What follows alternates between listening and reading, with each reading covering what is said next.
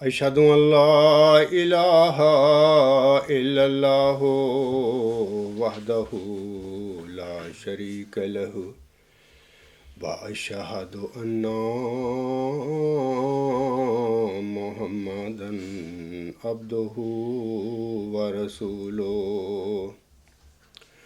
اما بعد فاعوذ باللہ من الشیطان الرجیم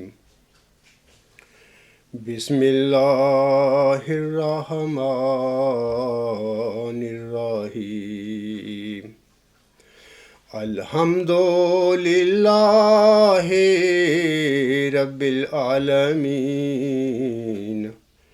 الرحمن الرحیم مالک یوم الدین ایاک نعبد و ایاک نستعین اہدنا الصراط المستقیم صراط الذین انعمت علیہم صراط الذین انعمت علیہم غیر المغضوب علیہم ولا الضالین۔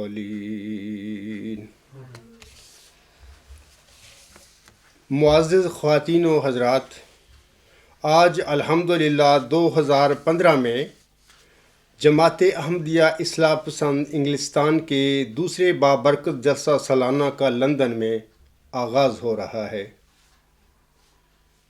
سامعین کرام کو واضح رہے کہ جماعت احمدیہ اصلاح پسند کی یہ جلسہ سالانہ جو ہیں یہ اسی جلسہ سالانہ کا تسلسل ہیں جس کی بنیاد حضرت امام مہدی و مسیح موعود علیہ السلام نے ارشاد الہی کی بنا پر 1891 میں قادیان میں رکھی تھی اور اس کے لیے 27 دسمبر تا 29 دسمبر کی تاریخیں مقرر فرمائی تھیں۔ چنانچہ پہلے جلسہ میں جو دسمبر 1891 میں منعقد ہوا تھا اس میں 75 افراد نے شرکت کی تھی اور جلسے کے اغراض و مقاصد کے بارے میں حضور علیہ السلام نے مورخہ 30 دسمبر 1891 کو یہ اعلان فرمایا تھا۔ آپ علیہ السلام فرماتے ہیں، تمام مخلصین داخلین سلسلہ بیعت اس عجز پر ظاہر ہو کہ بیعت کرنے سے غرض یہ ہے کہ تا دنیا کی محبت ٹھنڈی ہو اور اپنے مولا کریم اور رسول مقبول صلی اللہ علیہ وآلہ وسلم کی محبت دل پر غالب آ جائے اور ایسی حالت انقطاع پیدا ہو جائے جس سے سفر آخرت مکروہ معلوم نہ ہو، لیکن اس غرض کے حصول کے لیے صحبت میں رہنا اور ایک حصہ اپنی عمر کا اس راہ میں خرچ کرنا ضروری ہے تا اگر خدائے تعالیٰ چاہے تو کسی برہان یقینی کے مشاہدہ سے کمزوری اور ضعف اور کسل دور ہو اور یقین کامل پیدا ہو کر ذوق اور شوق اور ولولۂ عشق پیدا ہو جائے۔ سو اس بات کے لیے ہمیشہ فکر رکھنا چاہیے اور دعا کرنا چاہیے کہ خدا تعالیٰ یہ توفیق بخشے، اور جب تک یہ توفیق حاصل نہ ہو کبھی کبھی ضرور ملنا چاہیے، کیونکہ اس سلسلہ بیعت میں داخل ہو کر پھر ملاقات کی پرواہ نہ رکھنا، ایسی بیعت سراسر بے برکت اور صرف ایک رسم کے طور پر ہوگی، اور چونکہ ہر یک کے لیے بباعث ضعف فطرت یا کمی مقدرت یا بعد مسافرت یہ میسر نہیں آ سکتا کہ وہ صحبت میں آ کر رہے یا چند دفعہ سال میں تکلیف اٹھا کر ملاقات کے لیے آوے، کیونکہ اکثر دلوں میں ابھی ایسا اشتعال شوق نہیں کہ ملاقات کے لیے بڑی بڑی تکالیف اور بڑے بڑے حرجوں کو اپنے اوپر روا رکھ سکیں۔ لہٰذا قرین مصلحت معلوم ہوتا ہے کہ سال میں 3 روز ایسے جلسہ کے لیے مقرر کیے جائیں جس میں تمام مخلصین اگر خدا تعالیٰ چاہے بشرط صحت و فرصت و عدم بمبمان قویہ تاریخ مقررہ پر حاضر ہو سکیں۔ سو میرے خیال میں بہتر ہے کہ وہ تاریخ 27 دسمبر سے 29 دسمبر تک قرار پائے، یعنی آج کے دن کے بعد جو 30 دسمبر 1891 ہے، اگر ہماری زندگی میں 27 دسمبر کی تاریخ آ جاوے تو حتی الوسع تمام دوستوں کو محض للہ ربانی باتوں کے سننے کے لیے اور دعا میں شریک ہونے کے لیے اس تاریخ پر آ جانا چاہیے، اور اس جلسہ میں ایسے حقائق اور معارف کے سنانے کا شغل رہے گا جو ایمان اور یقین اور معرفت کو ترقی دینے کے لیے ضروری ہیں، اور نیز ان دوستوں کے لیے خاص دعائیں اور خاص توجہ ہوگی، اور حتی الوسع بارگاہ ارحم الراحمین کوشش کی جائے گی کہ خدا تعالیٰ اپنی طرف ان کو کھینچے اور اپنے لیے قبول کرے اور پاک تبدیلی ان میں بخشے۔ یہ تو حضور صاحب نے پیغام دیا تھا، اطلاع دی تھی سب لوگوں کو۔ اب معزز خواتین و حضرات، جیسا کہ ہمارے آقا حضرت امام مہدی و مسیح موعود علیہ السلام نے بھی یہ فرمایا ہے کہ ہمارے یہ جلسے دنیاوی میلوں اور ٹھیلوں کی طرح نہیں ہیں، بلکہ ان جلسوں میں نہ صرف لوگوں کو دین اسلام کی پاکیزہ تعلیمات سے آگاہی دی جاتی ہے، بلکہ حضور اسلام کے بعد آپ کی جماعت احمدیہ میں نام نہاد سربراہوں، خلیفوں اور امیروں اور دیگر کرتا دھرتا لوگوں نے جو خرابیاں اور بدعتیں پیدا کر رکھی ہیں، اور اپنی خرابیوں اور بدعتوں کی وجہ سے حضرت امام مہدی و مسیح موعود السلام کی جماعت کو کچھ کا کچھ بنا دیا ہے، ان جلسوں میں ان کی نشاندہی کے ساتھ ساتھ حق اور سچ پر سے پردہ اٹھا کر ان کی اصلاح کی طرف بھی توجہ مبذول کروائی جاتی ہے۔ اور سامعین کرام، صدی ہجری کے سر پر مبعوث ہونے والے کسی مجدد کی بعثت کی اغراض و مقاصد بھی یہی ہوتے ہیں۔ جتنے بھی خواتین و حضرات اور اطفال اس بابرکت جلسہ میں شرکت فرما رہے ہیں، اللہ تعالیٰ ان سب کو اس جلسہ سالانہ کی برکات سے مستفید فرمائے، اور اسی طرح جو حضرات اس جلسہ سالانہ کی کارروائی کو یوٹیوب پر سنیں، اللہ تعالیٰ ان سب کو بھی اس جلسہ کی برکات سے بہرہ مند فرمائے، آمین۔ سامعین کرام، جلسہ سالانہ انگلستان 2015 کے حوالہ سے یہ تو چند تمہیدی گزارشات تھیں جو میں نے ابھی آپ کے سامنے بیان کی ہیں۔ اب میں اپنے خطبہ کے اصل موضوع کی طرف آتا ہوں۔ میرے آج کے خطبہ جمعہ کا موضوع ہے دین اسلام میں پردہ کا تصور اور اس کی اہمیت۔ سامعین کرام، حجاب عربی اور پردہ فارسی زبان کے الفاظ ہیں۔ یہ دونوں الفاظ قریباً ہم معنی ہیں، یعنی ستر، پردہ، اوٹ، آڑ، شرم، حیا، گھونگھٹ، نقاب اور برقع وغیرہ وغیرہ۔ ان الفاظ کے بے شمار معنی لغت میں درج ہیں۔ واضح رہے کہ عورتوں کا نامحرموں، غیر مردوں اور اجنبیوں سے ستر چھپانا، اپنے آپ کو پوشیدہ رکھنا پردہ یا حجاب کہلاتا ہے۔ پردہ کا مطلب ہوتا ہے اپنے آپ کو چھپانا، یعنی عورت بڑی چادر، برقع یا عبا سے اپنے آپ کو اس طرح ڈھانپ لے کہ نہ اعضاء اس کے بناوٹ ظاہر ہوں اور نہ ہی حسن و جمال اس کا ظاہر ہو۔ اس کی زیب و زینت اور اس کا بناؤ سنگار غیر محرم کی نظروں سے چھپا رہے۔ لوگ اس پر سرسری نظر ڈال کر دوسری نظر اس پر نہ ڈالے۔ پردے میں ہر وہ چیز آ جاتی ہے جو مرد کے لیے عورت کی طرف رغبت و میلان کا باعث ہو۔ اسلام نے خواتین کی فلاح یابی کے لیے جو تعلیمات پیش کی ہیں، سامعین کرام، وہ انسانی فطرت کے عین مطابق ہیں، اور اس نے ان تعلیمات سے ان تمام ذرائع کا سدباب کیا ہے جس سے معاشرے میں اخلاقی بے راہ روی پھیل سکتی ہے۔ اسی لیے اسلام میں عورتوں کو غیر محرم مردوں کے سامنے بے حجابانہ جانے سے منع کیا گیا ہے۔ انسان کی عقل سلیم بھی اسی کا تقاضا کرتی ہے۔ باغیرت خواتین نے دور نبوی صلی اللہ علیہ وآلہ وسلم سے لے کر آج تک باشمول چہرے کے پردہ کیا ہے۔ اسلام سے پہلے زمانہ جاہلیت میں پردہ یا حجاب نام کی کوئی چیز نہیں تھی۔ ہنود و یہود، نصارہ، یونانی اور ایرانی معاشرے اپنی اپنی تہذیبوں کے علمبردار تھے۔ مذہبی نقطہ نظر سے ان کے یہاں پردے یا حجاب کا کوئی تصور اور کوئی قانون نہیں تھا۔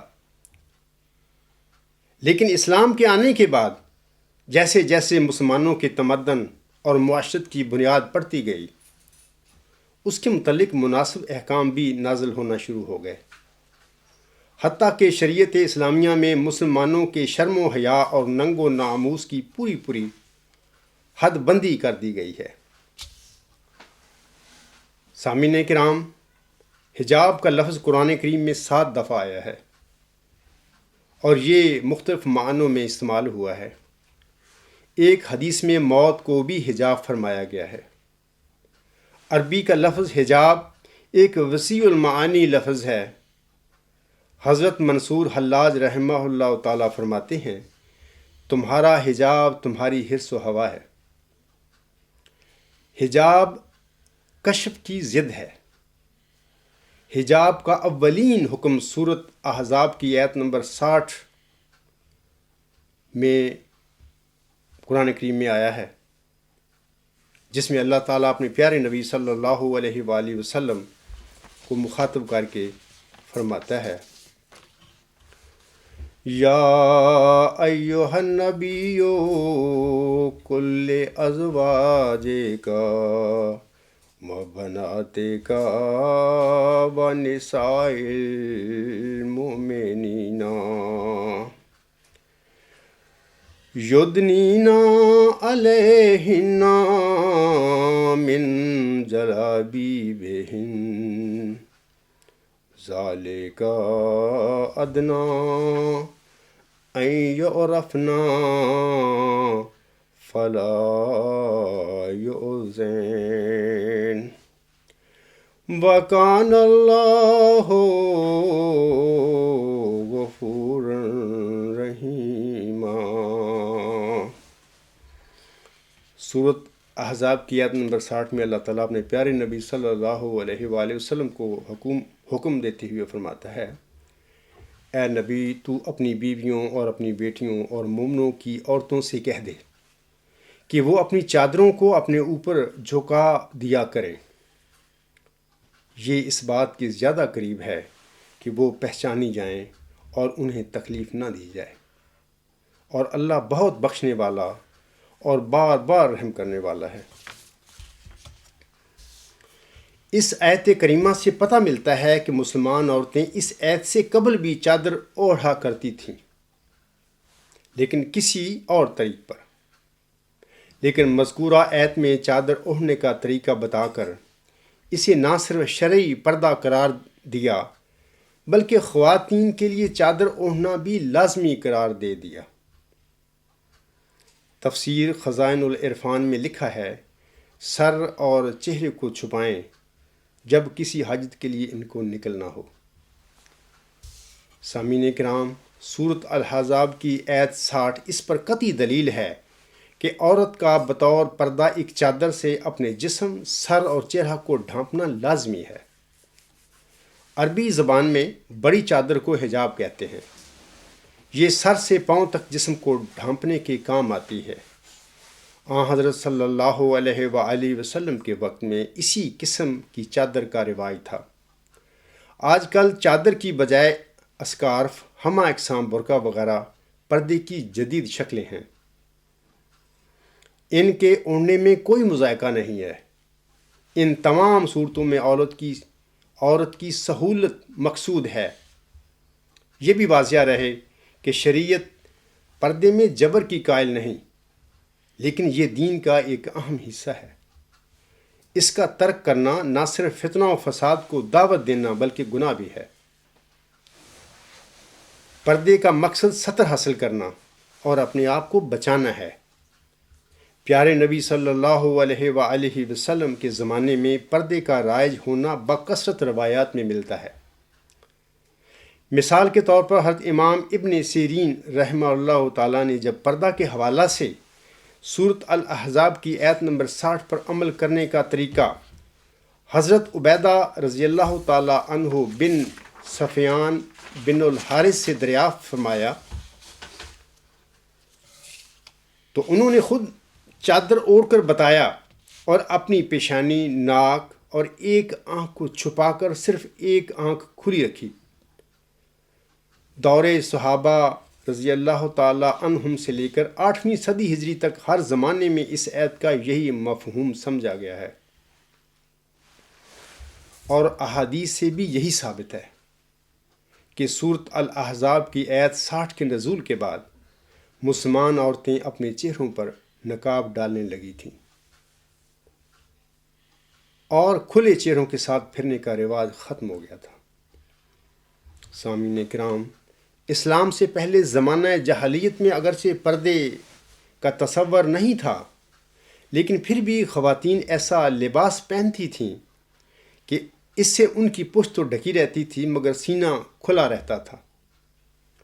یہ لباس ایسا تھا جیسا آج کل مغرب میں عورتیں پہنتی ہیں، لیکن مغربی خواتین جدت پسندی میں 2 قدم آگے نکل گئی ہیں کہ سینہ کے ساتھ ساتھ ان کی پشت بھی ننگی رہتی ہے۔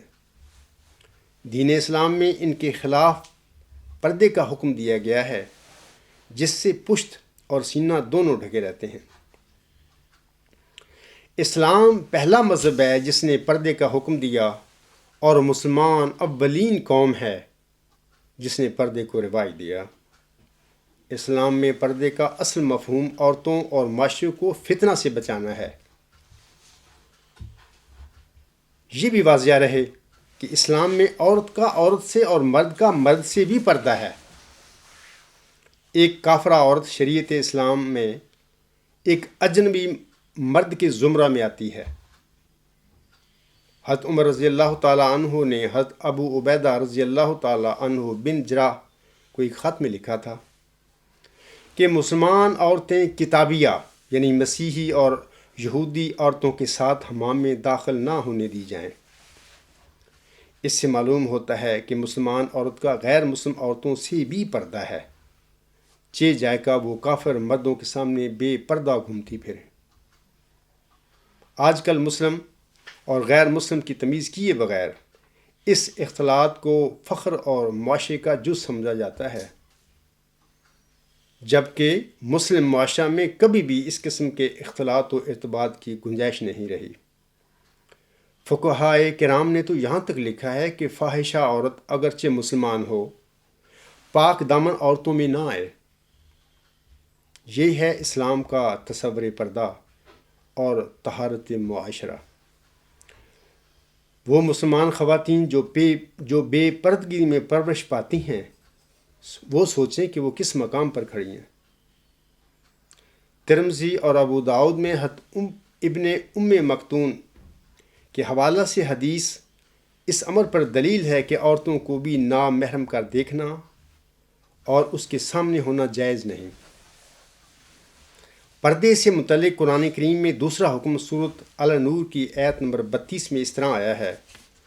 اللہ تعالیٰ فرماتا ہے وَقُلْ لِلْمُؤْمِنَاتِ يَغْضُضْنَ مِنْ أَبْصَارِهِنَّ وَيَحْفَظْنَ فُرُوجَهُنَّ وَلَا يُبْدِينَ زِينَتَهُنَّ إِلَّا مَا ظَهَرَ مِنْهَا وَلْيَضْرِبْنَ بِخُمُرِهِنَّ عَلَى جُيُوبِهِنَّ وَلَا يُبْدِينَ زِينَتَهُنَّ إِلَّا لِبُعُولَاتِهِنَّ أَوْ آبَائِهِنَّ أَوْ آبَاءِ بُعُولَاتِهِنَّ او ابنائہن او ابناء بعولاتہن او اخوانہن او بنی اخوانہن او بنی اخواتہن او نسائہن او ما ملکت ایمانہن او بالتابعین غیر اولی الاربات من الرجال او بالطفل الذین لم یظہروا علی عورات النساء ولا یضربن بارجلہن لیعلم ما یخفین من زینتہن وَتُوبُوا إِلَى اللَّهِ جَمِيعًا أَيُّهَا الْمُؤْمِنُونَ لَعَلَّكُمْ تُفْلِحُونَ۔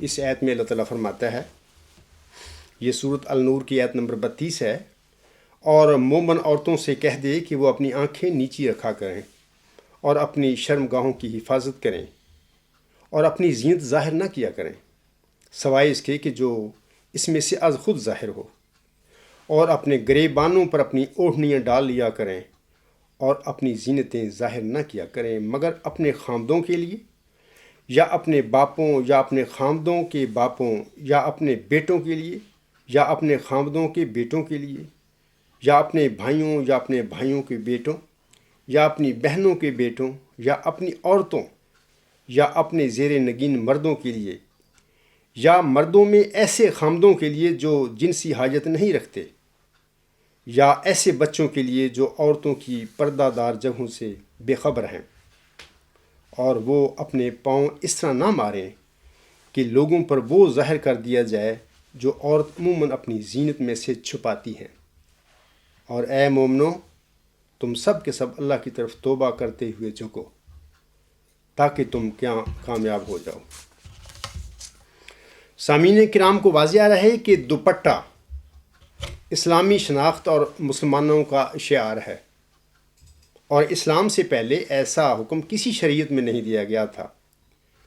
دوپٹہ بھی چادر کی ہی ایک شکل ہے جس سے عورت اپنے سر، چہرے اور سینہ کو چھپاتی ہے۔ قرآن کریم نے عورت کو اس کے جسم اور بالخصوص ان 3 اعضاء کو چھپانے کو لازمی قرار دیا ہے۔ سر اور سینہ 2 مقام بطور خاص زینت کے ہیں اور انہیں ڈھانپنا ضروری ہے۔ حضرت عائشہ رضی اللہ تعالی عنہا بحوالہ ابن کثیر جلد 2 ابو داؤد کتاب اللباس فرماتی ہیں کہ جب یہ آیت یعنی آیت مذکورہ بالا سورۃ النور کی آیت نمبر 32 نازل ہوئی اور حضور صلی اللہ علیہ وآلہ وسلم نے ہمیں اس کو سنایا تو ہم عورتیں فوراً اٹھیں اور باریک کپڑے چھوڑ کر اپنے موٹے موٹے کپڑے چھانٹے اور ان کے دوپٹے بنائے۔ اسلام میں شرعی ضرورت کے بغیر ترک پردہ کی ہرگز اجازت نہیں۔ سنن ابی داؤد کتاب الجہاد میں ہے کہ ایک صحابیہ ام خلاد رضی اللہ تعالی عنہا کا بیٹا ایک جنگ میں شہید ہو گیا۔ وہ اس بات کی بابت دریافت کرنے کے لیے بارگاہ رسالت صلی اللہ علیہ وآلہ وسلم میں حاضر ہوئیں، مگر اس حال میں کہ ان کے چہرے پر نقاب پڑی ہوئی تھی۔ بعض صحابہ رضی اللہ تعالیٰ عنہم نے حیرت سے کہا، اس وقت بھی تمہارے چہرے پر نقاب ہے؟ یعنی بیٹی کی شہادت کی خبر سن کر تو ایک ماں کو تن بدن کا ہوش نہیں رہتا، اور تم اس اطمینان کے ساتھ باپردہ آئی ہو۔ ان صحابیہ رضی اللہ تعالی عنہ نے جواباً فرمایا، میں نے بیٹا تو ضرور کھویا ہے مگر اپنی حیا تو نہیں کھو دی۔ حضرت جابر رضی اللہ تعالی عنہ سے مروی ہے کہ نبی کریم صلی اللہ علیہ وآلہ وسلم نے فرمایا، جب تم میں سے کوئی کسی عورت کو نکاح کا پیغام بھیجے، اگر ممکن ہو تو اس کا وہ پہلو دیکھ لے جو اسے عورت کے ساتھ نکاح کرنے پر آمادہ کرے۔ اگر ایسا ممکن ہو تو ضرور ایسا کرے۔ حضرت جابر رضی اللہ تعالیٰ عنہ کہتے ہیں، اس کے بعد میں نے بنی سلمہ کی ایک خاتون کو نکاح کا پیغام بھیجا، اور میں نے انہیں کھجوروں کے درختوں کے پیچھے چھپ کر دیکھنے کی کوشش کی۔ آخر کار میں نے انہیں دیکھ لیا، جس سے مجھے ان سے نکاح کی رغبت پیدا ہوئی اور میں نے ان سے شادی کر لی۔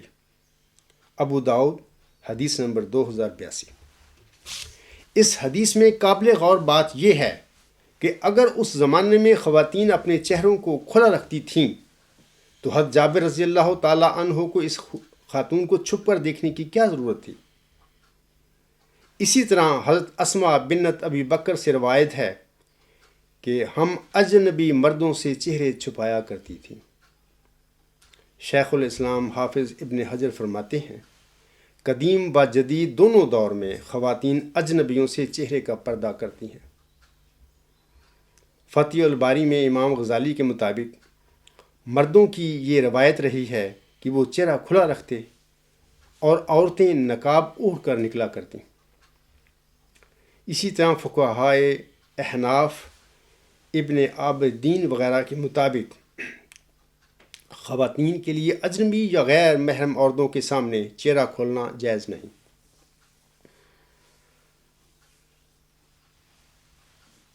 اس کی وجہ یہ ہے کہ چہرہ ننگا کرنا فتنے کا باعث ہو سکتا ہے۔ مالکی مسلک کے اکابر فقہا جیسے قاضی ابو بکر ابن العربی وغیرہ کے مطابق بھی عورت کے لیے چہرہ کھولنا باوقت ضرورت ہی جائز ہے، اور اگر فتنہ کا ڈر ہو تو عورت کے لیے چہرہ اور ہاتھ دونوں کو چھپانا ضروری ہے۔ موجودہ دور میں تو کوئی کافر ہی پردہ کی اہمیت سے انکار کر سکتا ہے، کیونکہ اس وقت نوجوان عورتوں کی بات تو الگ رہی، چھوٹی معصوم بچیاں بھی درندوں سے محفوظ نہیں ہیں۔ فقہائے شوافی امام موضوعی کی رائے ہے کہ فتنے کا خدشہ ہو یا نہ ہو، عورت کے لیے غیر محرم کے سامنے چہرہ کھولنا جائز نہیں ہے۔ سامعین کرام، قرآن و حدیث کے علاوہ اگر عقلی طور سے بھی دیکھا جائے تو ایک انصاف پسند آدمی بڑی اچھی طرح سمجھ سکتا ہے کہ چہرہ ہی عورت کے حسن کا مرجع و منبع ہے، اور فتنہ اسی کو دیکھنے سے پیدا ہوتا ہے۔ چنانچہ وہ کبھی یہ نہیں کہہ سکتا کہ ایک عورت کو ہاتھ، پیر اور گردن وغیرہ کو چھپانا چاہیے، کہ اس سے انسان آزمائش میں پڑتا ہے اور اس کے جنسی جذبات بھڑک اٹھتے ہیں۔ البتہ چہرے کو اپنے جلوہ اور تمام تر حشر انگیزیوں کے ساتھ کھلا رکھنے میں کوئی حرج نہیں ہے، اور مرد اسے دیکھ کر قابو میں رہے گا۔ معزز خواتین و حضرات، نبی صلی اللہ علیہ وآلہ وسلم کے عہد میں مسلم خواتین کے پردے کی ایک اور اعلیٰ مثال یوں ملتی ہے کہ حج کے موقع پر لباس احرام میں نقاب کا استعمال ممنوع ہے۔ تاہم اس حالت میں بھی محتاط خواتین غیر مردوں کے سامنے چہرہ کھولنا پسند نہیں کرتی تھیں۔ سنن ابی داؤد میں حضرت عائشہ رضی اللہ تعالی عنہا کی روایت ہے کہ حجۃ الوداع کے سفر میں ہم لوگ بحالت احرام مکہ کی طرف جا رہے تھے۔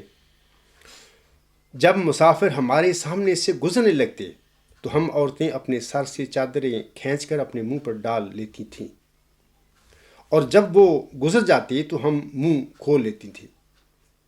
آج مغرب میں حجاب پر جو پابندی لگانا چاہتے ہیں، ہم عزم حضرت عائشہ رضی اللہ تعالی عنہا کے ذریعے اس کا مقابلہ کر سکتے ہیں۔ جب مسلمان خواتین ام المومنین حضرت عائشہ رضی اللہ تعالی عنہ کی طرح حجاب کو نہیں اپنائیں گی اور احکام حجاب شریعت پر عمل پیرا نہیں ہوں گی، اس وقت تک مغرب میں شیطان صرف انہیں اسی طرح ڈراتے اور دھمکاتے رہیں گے۔ حجاب کے حوالے سے ایک بات یہ بھی ہے کہ بعض خواتین سے جب پردے کی بات کی جاتی ہے تو وہ کہہ دیتی ہیں کہ اصل تو دل کا پردہ ہونا چاہیے، لیکن کیا ان کے دل امہات المومنین نبی کریم صلی اللہ علیہ وآلہ وسلم کی بیٹیوں اور صحابہ کرام رضی اللہ تعالی عنہم کی ماؤں اور بہنوں سے زیادہ صاف اور پاکیزہ ہیں؟ ہرگز نہیں۔ لیکن اس کے باوجود ان خواتین نے باشمول چہرے کے پردہ کیا۔ اگر دل کو صاف رکھنا ہی کافی ہوتا تو پردے کے بارے میں اللہ اور اس کا رسول صلی اللہ علیہ وآلہ وسلم اتنے واضح حکم اور ان کی تشریح نہ کرتے۔ اگر اس دل کے پردے کے مفروضے کو ایک لمحہ کے لیے قبول بھی کر لیا جائے تو پھر لباس ہی پہننے کی کیا ضرورت رہتی ہے؟ بغیر لباس کے بھی تو دل کا پردہ ہو سکتا ہے، لیکن اس کے لیے کوئی راضی نہیں ہوگا۔ اس لیے صحیح بات یہی ہے کہ اللہ تعالیٰ نے پردے کا جو حکم دیا ہے اسے بے چون چرام مان لیا جائے۔ اسی میں دنیا اور آخرت کی بھلائی پوشیدہ ہے۔ اللہ تعالیٰ کو سامعین کرام اپنی مخلوق بہت پیاری ہے، اور پردے کا حکم اللہ تعالیٰ نے عورت کی بہتری کے لیے دیا ہے۔ عورت کی خوبصورتی، عزت اور عظمت پردے میں ہی ہے۔ پردہ ختم ہوتے ہی عورت اپنی خوبصورتی، عزت اور عظمت گنوا بیٹھتی ہے۔ جو عورت بھی اپنی خواہش کو پس پشت ڈال کر پردے کو اللہ تعالیٰ کا حکم سمجھ کر اور اس کی روح کو سمجھ کر کرے گی، وہ انشاءاللہ تعالیٰ بہت سی پریشانیوں سے محفوظ رہے گی۔ میں تمام مسلمان خواتین سے اور بطور خاص جماعت احمدیہ اصلاح پسند کی خواتین سے کہوں گا کہ وہ غیر مردوں سے پردہ کیا کریں۔ جب بھی کسی غیر مرد سے بات کرنے کی ضرورت پڑے تو ہمیشہ پردے میں ہی بات کریں۔ اللہ تعالیٰ ہمیں پردے کے حکم کی حکمت اور اس کی افادیت سمجھنے کی توفیق عطا فرمائے، آمین۔ حضرت امام مہدی و مسیح موعود علیہ السلام پردہ کے حوالہ سے فرماتے ہیں، اسلامی پردہ سے یہ ہرگز مراد نہیں کہ عورت جیل خانہ کی طرح بند رکھی جائے۔ قرآن شریف کا مطلب یہ ہے کہ عورتیں ستر کریں، وہ غیر مرد کو نہ دیکھیں۔ جن عورتوں کو باہر جانے کی ضرورت تمدنی امور کے لیے پڑے ان کو گھر سے باہر نکلنا منع نہیں ہے، وہ بے شک جائیں، لیکن نظر کا پردہ ضروری ہے۔ میں اپنی تمام مسلمان ماؤں، بہنوں اور بیٹیوں کو نصیحت کروں گا کہ وہ غیر مردوں اور نامحرموں سے پردہ کریں اور اپنی زینت کو غیر مردوں پر ظاہر کرنے سے حتی الامکان پرہیز کریں۔ اللہ تعالیٰ آپ سب کو اس کی توفیق عطا فرمائے۔ خطبہ کے آخر پر میں کذاب سلطانی سے ہونے والے مباہلہ کے حوالہ سے ایک آدھ بات کرنا چاہتا ہوں۔ آپ کو واضح رہے کہ گزشتہ سال کذاب سلطانی نے خاکسار کو جماعتی مباہلہ کا چیلنج دے کر مجھے اور میری جماعت کو مقابلہ کے لیے بلایا تھا۔ ہم نے اس کذاب کے جماعتی مباہلہ کے چیلنج کو قبول کیا، اور اس طرح یہ جماعتی مباہلہ گزشتہ سال 13 مارچ 2014 کو شروع ہو کر امسال 13 مارچ 2015 کو اختتام پذیر ہو گیا۔ جیسا کہ آپ سب کو معلوم ہے کہ کذاب سلطانی نے خاکسار کی ہلاکت کے حوالہ سے بڑے بڑے بلند و باغ دعوی کیے تھے۔ مثلا اولاً اس کذاب نے مباہلہ کے سلسلے میں یہ کہا تھا کہ اگر میرے مباہلہ کے نتیجہ میں عبدالغفار جنبہ 1 سال کے عرصہ میں ہلاک نہ ہوا تو پھر میں یعنی ناصر سلطانی جھوٹا ہوں گا اور دعویٰ کو واپس لے لوں گا۔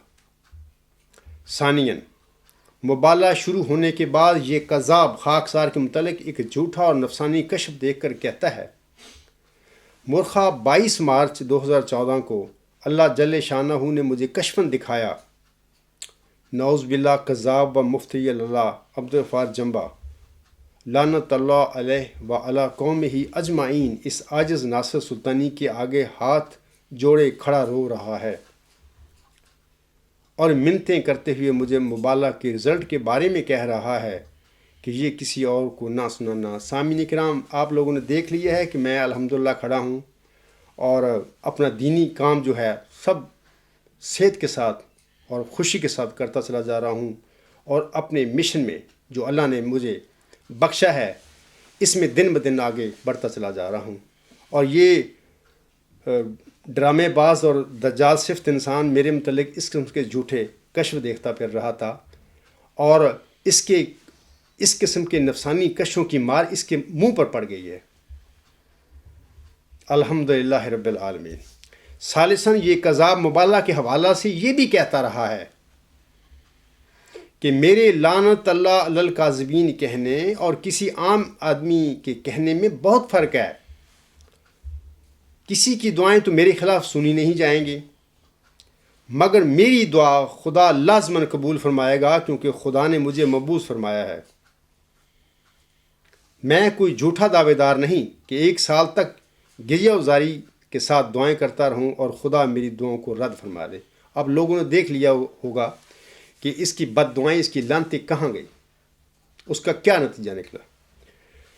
رابعاً اس کذاب نے یہ بھی اعلان کیا تھا کہ 1 سال کے اندر اندر اس کی اور اس کی جماعت کے مبالغہ میں شریک ہونے والے افراد کا عبرت ناک انجام دنیا دیکھے گی. یعنی اس سازش کی، اس کو مجھے مبالغہ کا چیلنج دیا تھا نا، یہ اس سازش کے متعلق اور میری جماعت کے ان لوگوں کے متعلق یہ باتیں کر رہا ہے جنہوں نے میرے ساتھ اس کے مبالغہ کے چیلنج کو قبول کر کے اس میں حصہ لیا تھا. آگے کہتا ہے کہ یہ سب کے سب یا ان میں سے اکثریت موت کا شکار ہو جائیں گے یا موت جیسی حالت سے مشابہ ہو جائیں گے.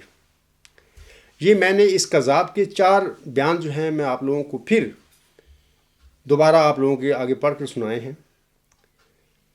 سامعین کرام، آپ جانتے ہیں کہ اس مبالغہ کے بعد ہوا کچھ نہیں، اور اللہ تعالیٰ نے اس کذاب کی ساری بد دعائیں اور لعنتیں پلٹا کر اسی کے اور اس کے ساتھیوں کے منہ پر دے ماری ہیں.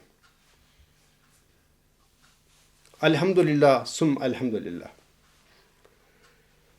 ہم سب جنہوں نے کذاب سلطانی کے مبالغہ کے چیلنج میں حصہ لیا تھا، نہ صرف وہ بلکہ جماعت احمدیہ اصلاح پسند کے دیگر سارے افراد کو مبالغہ کے دوران کوئی خراش تک بھی نہیں آئی، اور ہم سب الحمدللہ صحت مند اور صحت و تندرستی کی حالت میں زندہ سلامت موجود ہیں. کوئی بھی انسان اگر میرے اس دعوے کی پڑتال کرنا چاہے تو وہ ہماری جماعت کے متعلقہ ممالک میں مبالغہ میں شریک افراد سے مل کر اپنی تسلی کر سکتا ہے. سامعین کرام، برخلاف کذاب سلطانی کے خاکسار نے اس کی اور اس کی جماعت کے لیے ہلاکت کی بد دعائیں کرنے کی بجائے اللہ تعالیٰ سے صرف صادق اور کاذب میں فرق کرنے کی التجا کی تھی. اور اب اس مبالغہ کے بعد متقی، نیک دل اور نیک فطرت انسان اچھی طرح مشاہدہ کر چکے ہیں کہ ہم دونوں میں سے کون صادق اور کون کاذب ثابت ہوا ہے. لیکن کذاب سلطانی نے مبالغہ میں کاذب ثابت ہونے پر اپنی شرمندگی کو چھپانے کے لیے ایک اور پینترا بدلا ہے. وہ یہ کہ پردہ کے سلسلے میں قرآن و سنت میں اللہ تعالیٰ اور رسول مقبول صلی اللہ علیہ وآلہ وسلم کی واضح تعلیم کے برخلاف اب یہ کذاب اپنی بیویوں اور بیٹیوں کو بے پردہ کر کے یوٹیوب پر ان کے پیغام ریکارڈ کروا کر بیٹھا ہوا ہے. حالانکہ اس کذاب سے خاکسار کی طرف سے ایسا کوئی مطالبہ نہیں کیا گیا تھا کہ وہ ایسا کر کے دکھائے. ابھی میں نے اپنے خطبہ جمعہ میں قرآن و حدیث کی روشنی میں دین اسلام میں پردہ کا تصور اور اس کی اہمیت پر روشنی ڈالی ہے. جامعہ احمدیہ سے پڑھا لکھا اور شاہد کی ڈگری ہولڈر اس کذاب کو اتنی بھی عقل نہیں ہے کہ اللہ تعالیٰ اور اس کے رسول مقبول صلی اللہ علیہ وآلہ وسلم نے جوان اور بالغ خواتین کو بے پردہ کرنے سے منع فرمایا ہے. اپنی بیویوں اور اپنی بیٹیوں کو بے پردہ کرنے کی اس مذموم حرکت پر میں لوگوں سے پوچھتا ہوں کہ اللہ تعالیٰ کے سچے مجددوں اور معمور من اللہ کے کیا ایسے گھٹیا کام ہوا کرتے ہیں کہ وہ اپنی بیویوں اور اپنی بیٹیوں کو بے پردہ کر کے بازاروں میں بٹھا دیں؟ استغفر اللہ ربی من کل ذنب واتوب علیہ. کذاب سلطانی، بہت بڑھ بڑھ کے باتیں کی ہیں تو نے اور چھپایا حق، مگر یہ یاد رکھ ایک دن ندامت آنے والی ہے. خدا رسوا کرے گا تم کو، میں اعزاز پاؤں گا. سنو اے منکرو، اب یہ کرامت آنے والی ہے. سامعین کرام، جب ایک کاذب کی مت ماری جاتی ہے تو وہ اس قسم کی گھٹیا اور خلاف شرع حرکتیں کرنے سے بھی باز نہیں آتا.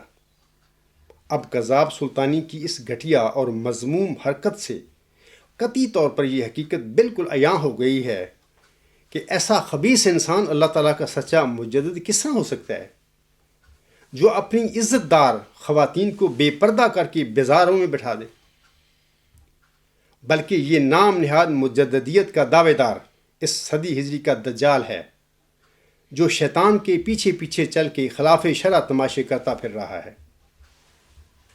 اس نے جھوٹی شہرت اور اپنے جھوٹے دعویٰ کو مقبول بنانے کے لیے اپنی عورتوں کی عزت کو بھی نیلام کر دیا ہے۔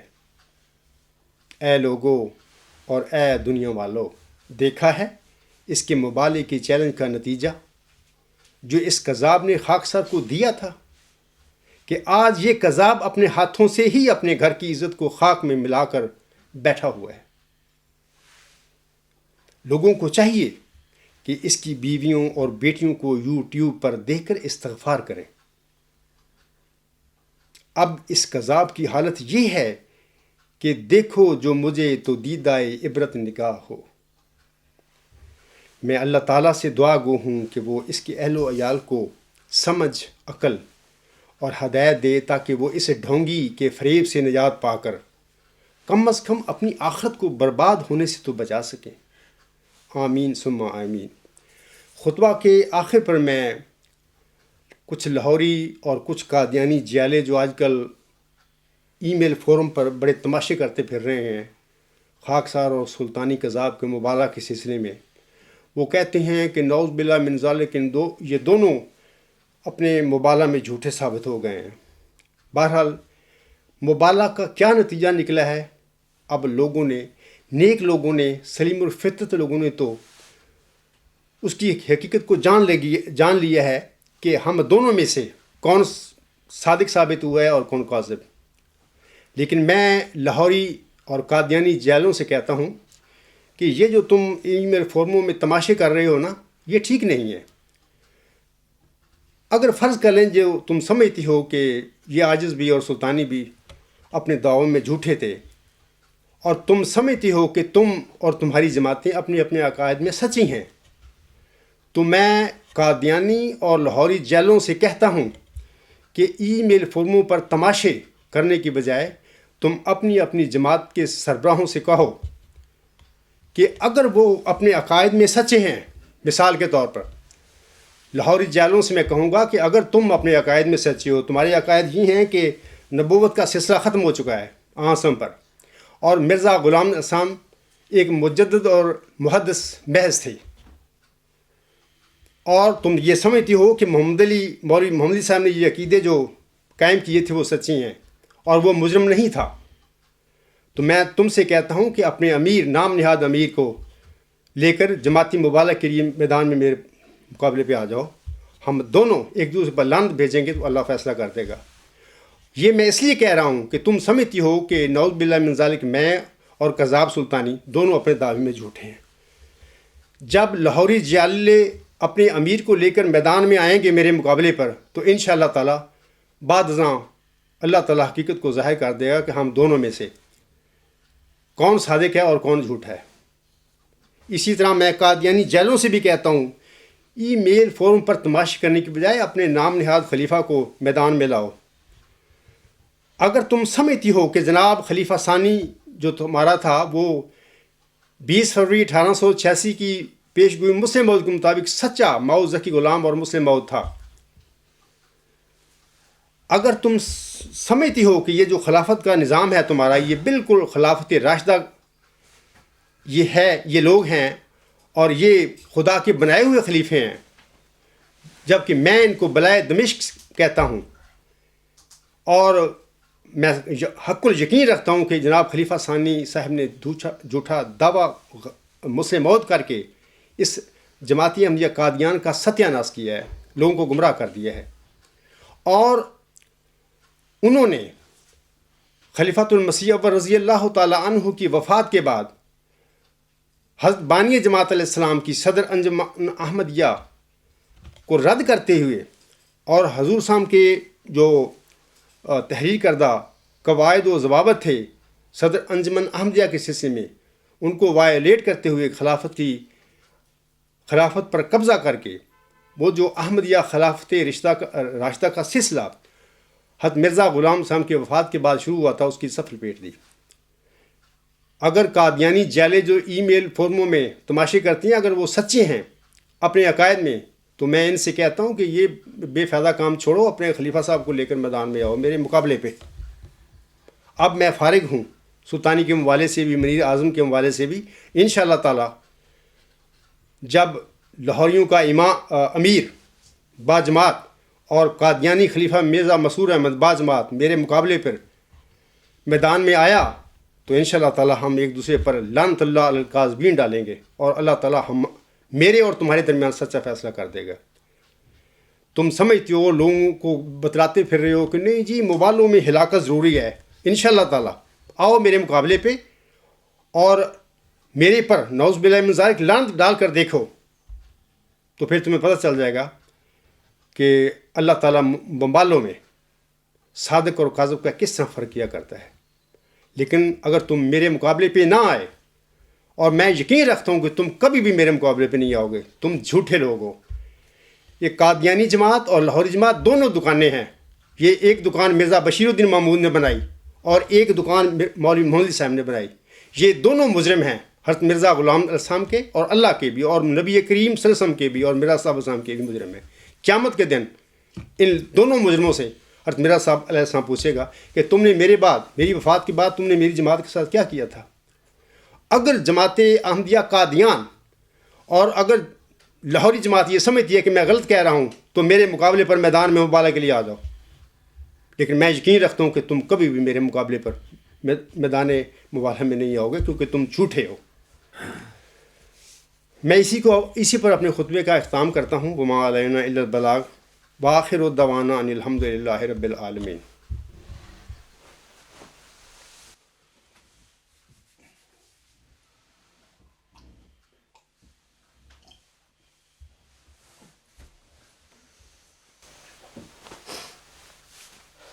الحمد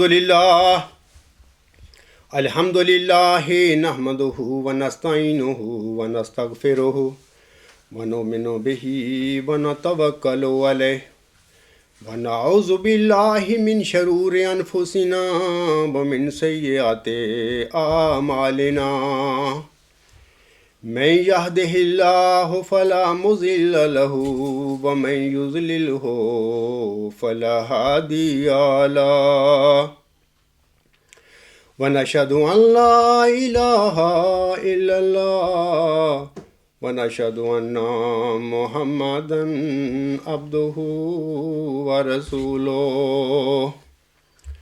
عباد اللہ رحمکم اللہ، ان اللہ یأمر بالعدل والاحسان وایتاء ذی القربی